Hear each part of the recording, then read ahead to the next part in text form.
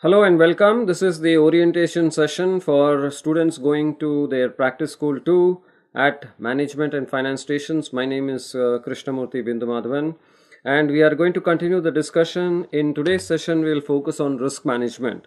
Some basic concepts relating to risk management, particularly useful for students going to banks and financial institutions and their outsourced operations in India. So, for example, if you're going to a Credit Suisse, or if you go to a JP Morgan Chase or other such entities, then this section will be particularly useful for you. Of course, for your further knowledge and development, all students can play through this, but this particular section will be especially useful for students going to finance stations and specifically to banks and the outsourced operations or the KPOs of banks that are functioning in India, like JP Morgan Chase, Credit Suisse and other such entities. So with that introduction, let's get started. Let me outline what we are going to cover within this risk management section. And this will be broken into multiple segments. So this is not all in one stretch, but there will be multiple segments. But that is fine. This entire section, I'll give an overview of this entire section and then we will start talking about these individual concepts. So first we will talk about what is meant by risk management. Then I will talk about the three major types of risks that banks and financial institutions face, which is market risk, credit risk, and operational risk. That is the way the risk has evolved. That is, first the credit risk measurement and management evolved, then market risk techniques evolved, and then operational risk techniques have evolved. This has happened over the last 20-30 years. But today operational risk has taken on much more importance, much more added importance compared to market risk and credit risk, and we will see why. Okay. But still, as an area of measurement and management, right, the science there in operational risk has still not evolved to the same level as market risk or credit risk, but it is evolving. But it has become very important today because of number of breaches that we have seen on that front, and we will talk about that little later.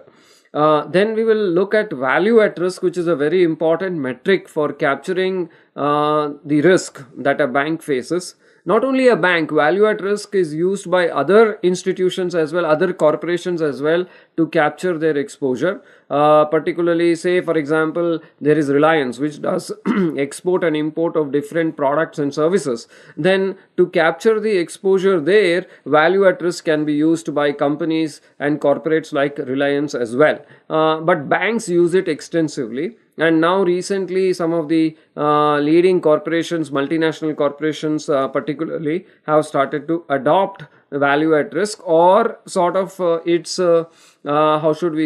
related concepts that are built on the underlying principle of value at risk. So that is a very important concept. Then we will talk briefly about counterparty credit risk. This is particularly important again for students going to institutions like Credit Suisse and JP Morgan Chase and so on. Of course, if you go to, say, one of these institutions like JP Morgan Chase, it may not be that you will be put in a division that is associated with counterparty credit risk, but it is more likely there. Okay, so it is not necessary, but it is possible, and particularly so for people going to banks and financial institutions. So we'll talk about what is counterparty credit risk, why it is important, and then what is the concept of marking to market or mark to market and why that is important. We'll talk about some related concept, which is potential future exposure, and we'll talk a little bit about how PFE, that is potential future exposure, we refer to it as PFE and sometimes simply as potential exposure, PE also. But the correct terminology is potential future exposure or PFE. But some institutions may use it as a short form as PE. So when you go to your particular station and when you have your discussions in the initial orientation and then when you discuss with your seniors, they may talk about PE. So don't get confused. It means the same. Different institutions have slightly different acronyms. But and again, you have to be very careful. So if it is PFE, so some institutions I know sometimes call this as PE. Sometimes it is called as PE. potential exposure. What they keep silent is the future part, because the name potential itself is speaking to the future, isn't it? If it is current, then it is current, but if it is potential, means it is in the future. So therefore future might be somewhat unnecessary or not giving any additional information, and so some banks may have dropped that, I know that. So anyway, but the correct terminology for this is PFE, or potential future exposure. We'll talk about what that is and why that is important, how that is different from VAR. We will connect these two and see how they are different. We'll also talk about this in the same context about marking. So mark to market and marking. So I have written it twice. So let me cut one of this. So we'll talk about marking to market, and then we'll talk about netting as well. Okay. So and collaterals. What is meant by collaterals? Also we will talk about it. So I think I have repeated mark to market, but this should have been collaterals. So we'll talk about collaterals and netting. So this is sort of the broad agenda. This will be broken into a few different segments, and you can replay that as we go along. But this will give you a good understanding of some of the important concepts relating to risk management. In a 2 hour or a 3 hour session, I don't know how long this recording is going to stretch, because I'm just starting the recording now. It might go up to 3 hours and therefore broken into different segments.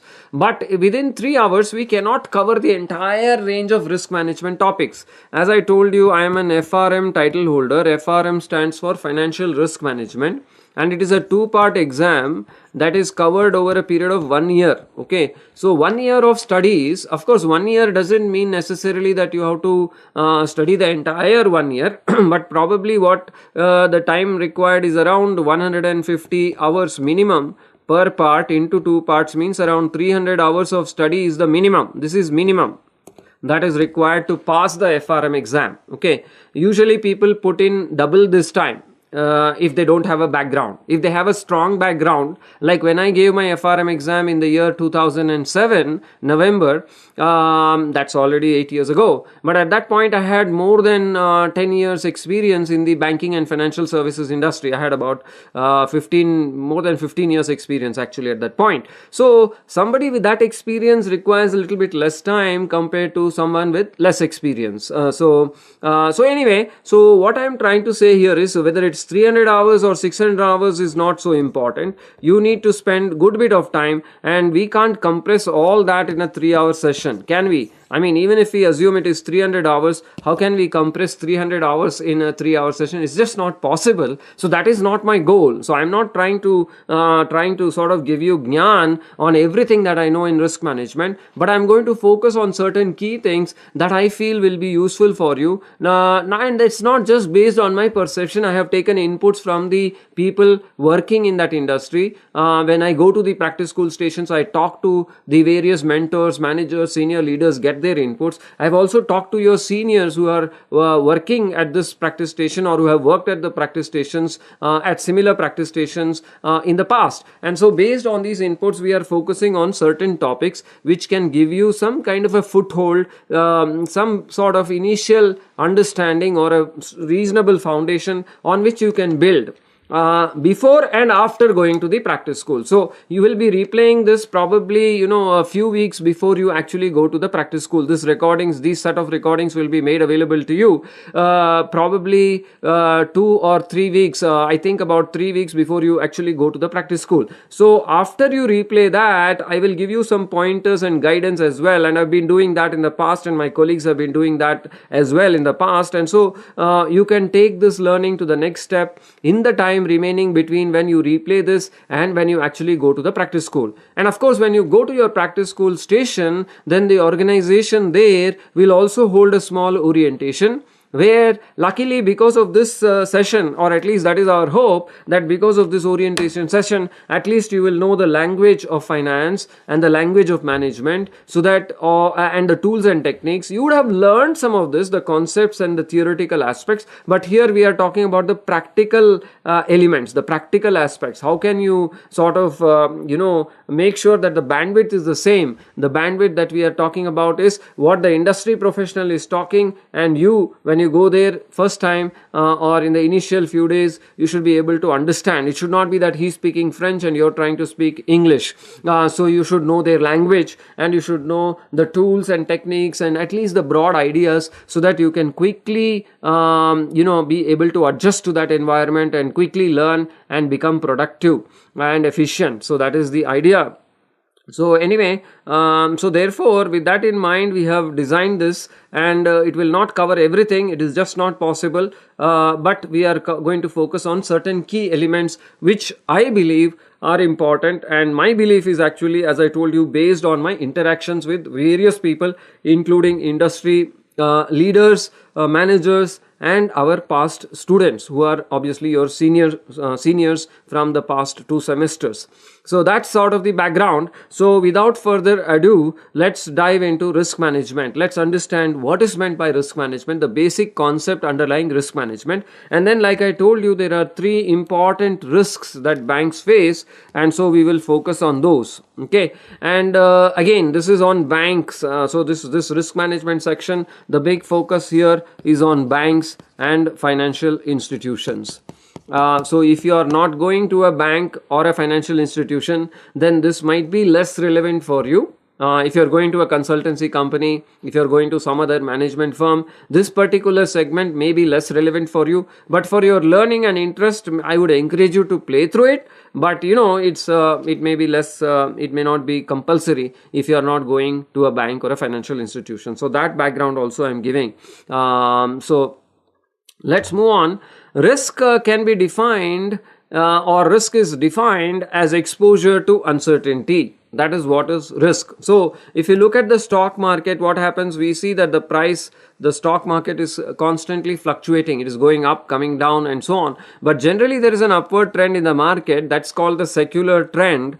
Right, so that is that's usually what we see. Sometimes it can be downward also, but generally long term the trend would be upward. Long term, really long term, I'm talking about like 10 years, 20 years, and so on. Okay, usually the 10-year, 20-year trend, whatever you see, or even longer, the trend is always upwards in the stock market. That's not true in the interest rate market. For example, interest rates may go up and come down and go up and come down. So there is some kind of a anchor point for interest rates. But that is not the case with the stock market. The stock market will go up and up and up and up. That's what we see, and that's over the long term. Short term, it can crash as well. Like you can see over here in my chart, I have shown a few places where it can actually crash as well. But long term secular trend is upward.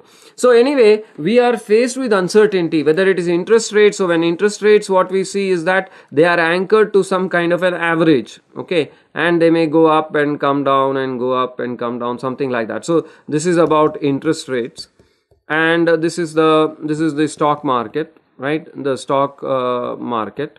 So particular stock. So either way, there is variability, right? Whether there is a deterministic trend, that is the secular trend, or what we call as a deterministic trend or not, the deterministic trend is there in, that's an econometric word that I'm using, deterministic trend, which means a secular trend. An economics term is secular and econometrics term is deterministic.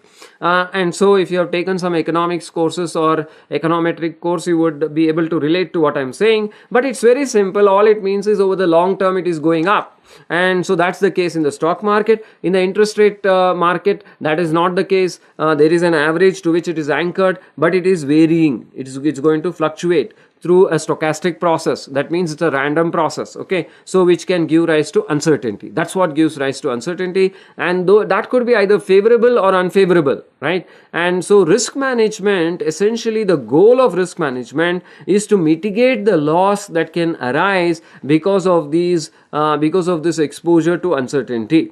And so here the focus is on managing the risk, not eliminating it. We cannot eliminate risk completely, right? So it is sort of like how we say energy is conserved, right? Energy cannot be destroyed, if it is I mean, if something happens like the nuclear reactor, it is going to show up in another form, isn't it? So when the nuclear reactor is working, then heat is generated, so like that. So one form to another, energy is converted. When water falls down, then the turbine rotates and electricity is generated, and so on. So different energy can be converted from one form to another. Energy is always conserved, we say, right? So therefore, similarly, risk is also, there is a principle of conservation of risk. Risk cannot be eliminated fully, but we can manage it. We can manage our exposure to the risk by hedging the risk and through other mechanisms. Okay, so we can manage risk, but it is not possible to eliminate. There's another problem: risk and return go together. If you try to minimize the risk too much, then our returns will also come down. So if you want to optimize your portfolio, then your risk also has to be optimized, not eliminated. So based on our appetite, how much appetite we have, how much willingness we have to take on the risk, which is somewhat based on, which is partly based on our psychological makeup as an individual, and of course as an institution, that might be based on various other factors like legal factors, regulatory factors, and so on, and our business strategy, etc. But whether it's an institution or an individual, there is always the consideration that we have to give for the risk preference or the risk attitude of that individual or institution, and based on their risk attitude, they will be willing and able to take on certain amount of risk, and accordingly the return will come. But for that level of risk, we have to make sure that it is optimized. So their willingness and the amount of risk they are taking, it should be optimized. So that is the point that we are going to discuss. So that optimization is important, right? Not elimination. We are not talking about eliminating it completely. It's a 4-step process. First, of course, we need to identify the risk. Then we have to quantify it, right? We have to identify what is the risk that we are faced with, right? Like I told you, in the case of banks, we are talking about credit risk, market risk, and operational risk. So we need to identify the risk in this manner. What is it? So suppose you lend some money to a person. Let's take your case personally. Your friend comes along and he requests you, a friend, or we can say acquaintance, not a very close friend, but someone you know, comes along and asks you for rupees 1000, let's say, or 1500. This is what happened to me. So I'm going to talk about that. So he asked for 1500. He said some good reasons he gave, it's very urgent and so on. And so I gave him the money. Guess what? He stops taking my calls after that. I mean, this should not happen all the time, but it happened once in my lifetime, so I'm just mentioning that. But it can happen, so he stops taking your calls, and that's what is credit risk, right? So you lend money as a bank to someone, and that person does not return the money. Stop taking calls is one symptom of that. I mean, there could be many reasons why so this manifests, but ultimately, if the person is not going to return the money borrowed from you, that is what is credit risk. Market risk is essentially based on what we discussed here. The market is going up and down, as I'm showing here, and so that exposes us to some risk, and so that is the market risk. And operational risk, we will talk about it little later. It has to do with the operations of the bank. So we have to identify the risk, then we have to quantify it, and once we because without measuring we cannot manage. Okay, for measuring something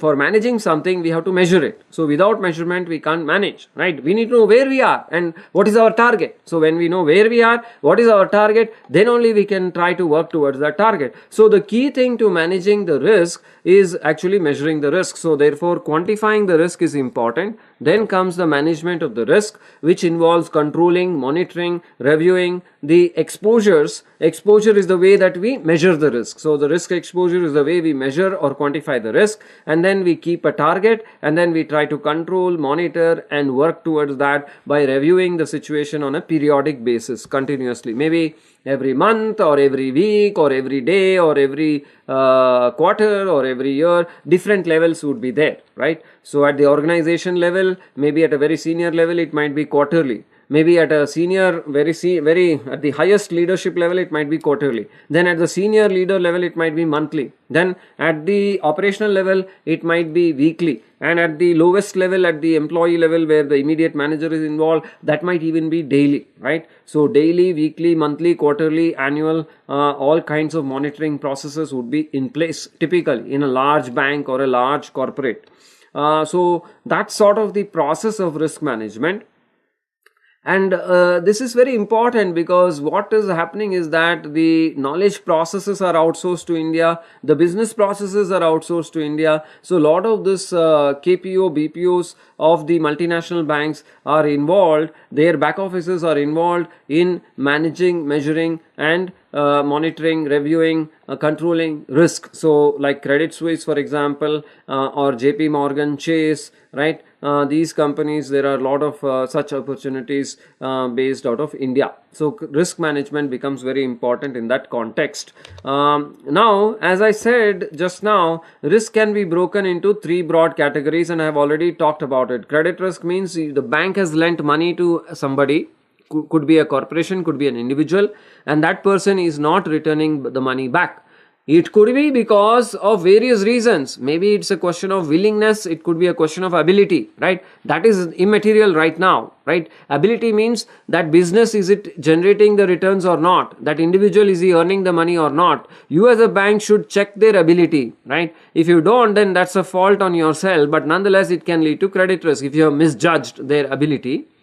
Their willingness also you should be able to judge. Some people just don't care. They just borrow your money and they have no intention of repaying. So that is about their willingness to repay, right? They may have the resources, but they don't want to pay you. They don't want to pay you. As far as possible, they will avoid you and they will not want to pay you. So that is also that also can lead to credit risk. So credit risk essentially means the loss because the other party, our counterparty, is not willing to return our money back. Market risk, as I said, is because of the exposure to the market. So the market is constantly fluctuating like that, and we may be exposed to market risk because of those market fluctuations. We might have bought a security, tomorrow that market might plunge, and so then we bought it here, today it is over here, so therefore we lose money. So that is called market risk. And operational risk is because of the regular operations of the bank. This is particularly important from a bank context. Okay, so let's see.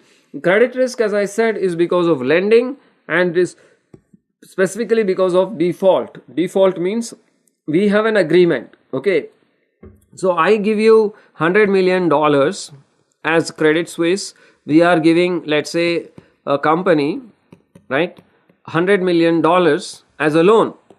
Now the agreement is that, okay, on such and such a date, you will make such and such a payment. Okay, there could be an interest payment and there could be a principal component. Okay, on this date you will make such and such payment, on this date such and such payment, and so on. There could be like a 5-year schedule or a 10-year schedule depending on the tenor or the term of the loan.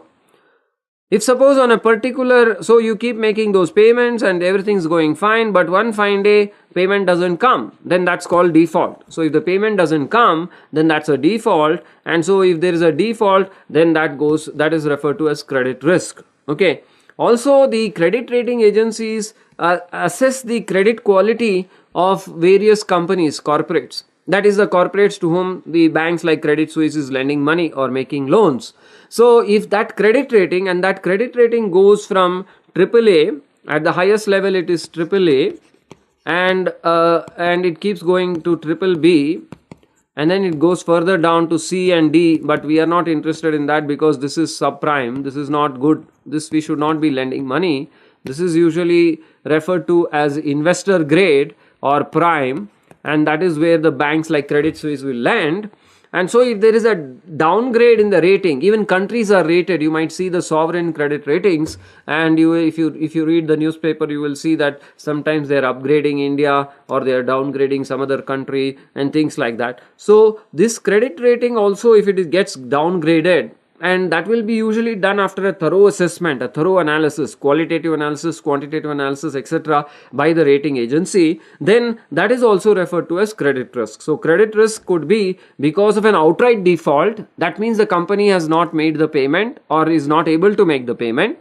and or secondly, the credit rating agency has done an assessment and feels that that company's position has deteriorated and therefore the credit rating is brought down, let us say from AAA it is brought down to AA or something like that, right? So that's a problem. So that means that the credit rating agencies have sensed that there could be a problem with this company in the future, and so therefore they are downgrading the rating. They can also upgrade it if they feel the company has done better, is improving, then they can upgrade the rating as well. So credit risk is nothing but the risk of default. Simply put, it is the risk of default, right? On what? We have lent money to our customer and the customer is not honoring their payments. So that is what is credit risk. Market risk, as I told you, is because of the market movements, right? So the stock price goes up and down and so on. So therefore we can be exposed to equity price risk. Similarly, the interest rate risk which I mentioned, interest rates are constantly fluctuating. Exchange rates, if you are a multinational corporation importing and exporting like Reliance, or a bank which is a multinational bank like Citibank, Deutsche Bank, right, JP Morgan, right, Credit Suisse, these are all multinational banks. So these banks are faced with exchange rate risk as well because they are moving currency in and out. Financial institutional investors, we call them FIIs, right, financial institutional investors, they could also be moving money in and out of different countries, and when they move money in, the exchange rate is also fluctuating. That could be at one rate when they come in, and then when they go out, then the rate could be different. So because of that, they can be exposed to exchange rate risk. It could be positive, there could be a gain, there could also be a loss. So therefore that's the risk because of exchange rate movements, which is again constantly fluctuating. And if you are into commodities, commodities could be various things like petroleum products, they are commodities, right? So for example, we have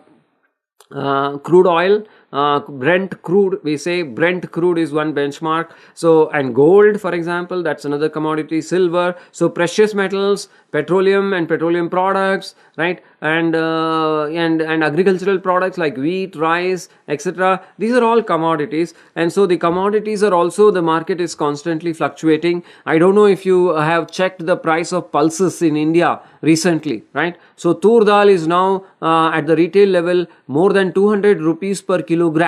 Just about 2 years ago, maybe it's that, not even that long, maybe a year ago, it was under 100 rupees, maybe 70 rupees per kg or something like that. A good quality tur dal was costing 70 rupees per kg about a year ago, and so that is 70 rupees, and now it is at 200 rupees per kg, right? So, and in between it has gone up and down and so on. So that is one example of how the it's a market price. I mean, because of demand and supply, because of shortages, maybe in terms of the harvesting, or maybe there's an export demand for the pulses. For many reasons, the prices can fluctuate, right? And government tries to control. Hoarding is an illegal way of moving the prices up, which sometimes the traders do, and the government tries to control that by taking certain actions, number of different actions. So that you will study in an economics course. We can't get into all those details, but definitely the commodities price can also fluctuate, and that can give rise to commodities price risk. This is only a subset. I mean, this is not the entire set of market risk that I have put here, right?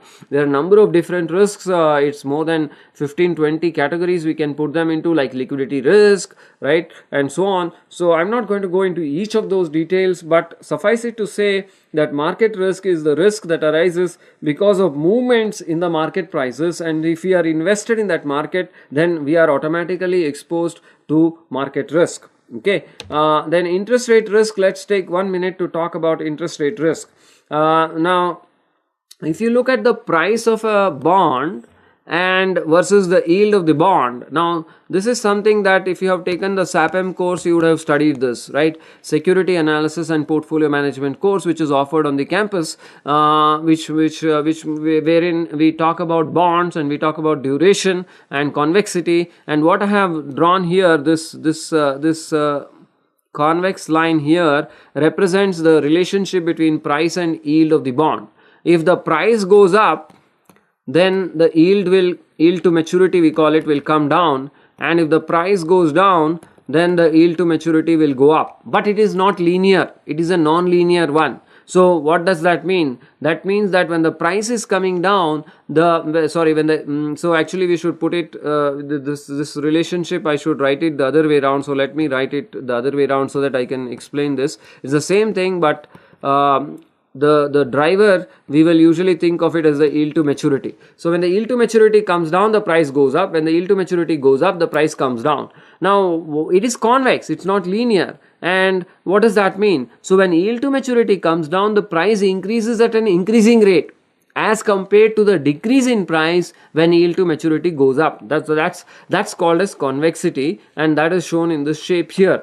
So this sensitivity of the bond prices to changes in interest rates is known as interest rate risk. So what I just said is that when interest rates fluctuate, the price of the bond will change. Okay, and so therefore if you have purchased a bond, then as interest rates are changing, the value of that bond will change. Okay, why is that? Because what people will do is that your bond might be giving a certain interest rate, but the market rate is constantly fluctuating. Okay, but your bond has made a promise that it will pay this rate only till maturity. So if the market rate goes up and your bond is paying less than the market rate, then naturally the value of your bond will come down, isn't it? And if on the other hand the market rate goes down, right, that means your bond is paying more than the market, then the price of your bond will go up. So that's what we are showing here. This is logical and very much intuitive. There is nothing non-intuitive here, but we can actually measure that and we can actually graph that, which is what we are showing here.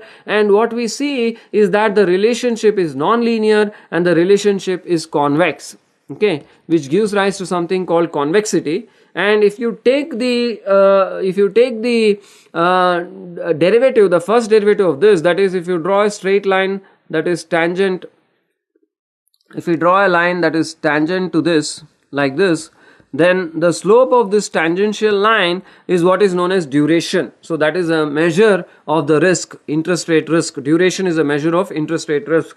Now here the assumption is you have taken a SAPM course. If you have not taken a SAPM course, then a lot of these concepts may be very new to you, and we cannot go through these concepts in this orientation program. That is not our that is not in the scope. That is not our objective here. Okay, so if you don't have that background, then you should read up by maybe looking up the asking some of your friends who might have taken the SAPM course and taking a look at some of the textbooks relating to the SAPM course and other material relating to the SAPM course. So that is one way, but concepts that will help you here are of duration and convexity, which are measures of interest rate risk.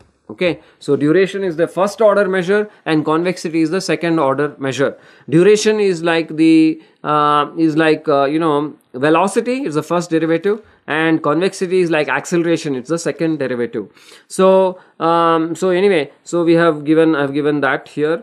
This is an advanced topic, meaning it's not a super advanced topic, but it's a topic that I can't cover within the orientation program. So for that, you will need a course like SAPM as background. And if you don't have that background and you are going to a finance station like JPMC or Credit Suisse, then I would encourage you to ask some of your friends for the curriculum, the textbooks relating to SAPM, or you can do a Google search and try to learn about duration and convexity and so on. But this inverse relationship between yield to maturity is a measure of interest rate, between interest rate and price, is leading to, or is the cause or the driver, or that is exactly what is called as interest rate risk. Okay, and the way we measure it, because remember we have to measure it. If we don't measure, we can't manage. So to measure it, we use duration and convexity. Those are ways to measure the interest rate risk. There are other types of market risk which I have mentioned, like exchange rate risk, commodities risk, equity risk,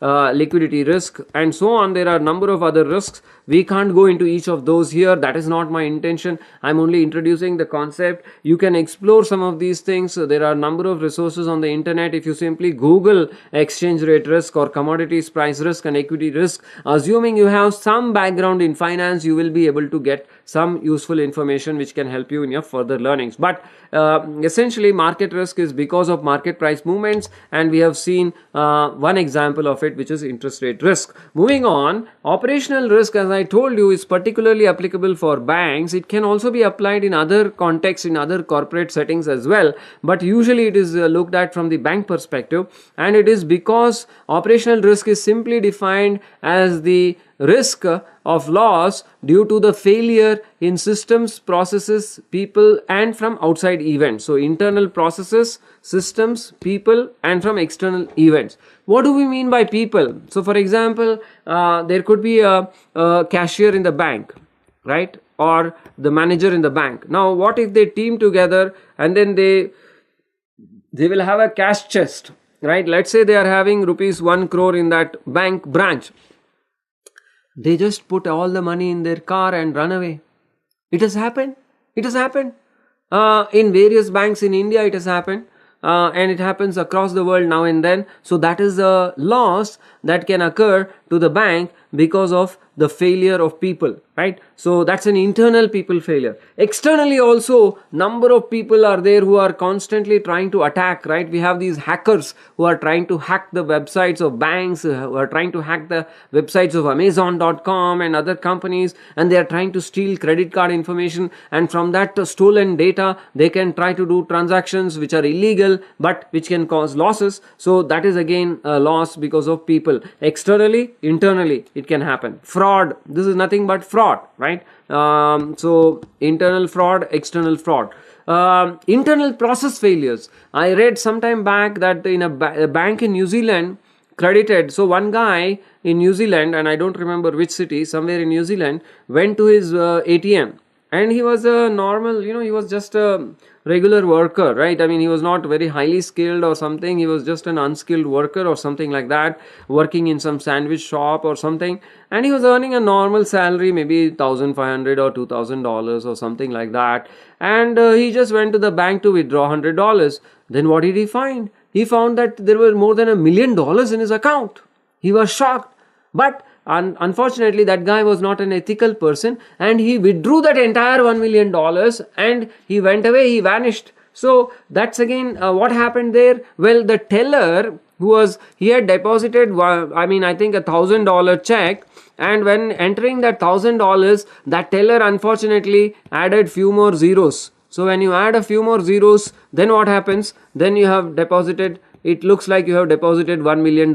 This should not happen. This should not happen because of internal checks and controls and processes. The teller should enter, he should double check, the manager should double check, there should also be some other cross checks, etc. This ideally should not happen and will not happen usually. But in this particular situation, it was not a bank in some African country or in some remote country or remote location. It was a bank in New Zealand, which is supposed to be a developed country, and there this has happened. So it can happen, it happens now and then. That is because of internal process failures. System failures also can happen, which can cause losses. For example, sometimes what will happen is that the network may break down, the banking's network. So the ATM network, still to keep it operational, some banks will have an offline limit. So if the network is online, then they will check the balance in the account and then only allow you to withdraw. Okay, in India, for example, there are no offline limits. So the network has to be on, then only you can withdraw money. If the network is offline, you cannot withdraw money from India, generally. That is what you will see. If you go to ICICI Bank, sometimes you will say ATM not working or network offline or something like that. So you can't withdraw your money. But in the US, they will have something called offline limits. So whereas when the network is online, you can withdraw maybe $5,000 or $10,000, provided your bank balance is there, right? If your bank balance is not sufficient, then of course you can withdraw only up to your bank balance, and there will be a daily limit. But if it's offline, then they will still allow you to withdraw $1,000. Now what some people may do is they may withdraw from one system 1000, one ATM, they go to another ATM, they are not talking, the network is down, from the other ATM also you withdraw 1000 and so on. If you keep withdrawing, then it can lead to some problem. So I mean, that was happening some time back. I think they have corrected for that in some way, shape or form, but those are some system problems. So systemic issues also can be there. And then external events like floods, for example, unfortunately in the news now and in the immediate past are the floods in Chennai, right? So we have seen photographs and video footage of IT companies being flooded, not to mention banks, right? So that can lead to lot of losses potentially if the computers are destroyed, if the bank branch is destroyed or affected, that can lead to losses. So all of this is categorized as operational risk. So with that, let me summarize quickly what we have talked about. We have discussed about what is risk management. It is because of uncertainty, that losses due to uncertainty, and so that is called risk. And then we talked about what is risk management. We want to try and manage those. We are not trying to eliminate it, we are trying to manage it, because it's not possible to eliminate for a number of reasons.